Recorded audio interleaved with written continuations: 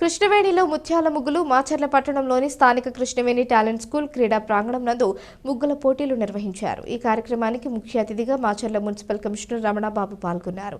ఈ కార్యక్రమాన్ని ఉద్దేశించి కమిషనర్ రమణబాబు మాట్లాడుతూ ముచ్చటైన ముగ్గులు మన హైందవ సంస్కృతికి ప్రతీక అని, ఆడపడుచులు వేకువజామునే లేచి ఇల్లు అలికి ముగ్గులు వేయటం మన సాంప్రదాయమని, సంక్రాంతికి ప్రత్యేకించి ముగ్గులను పండుగగా భావిస్తారు.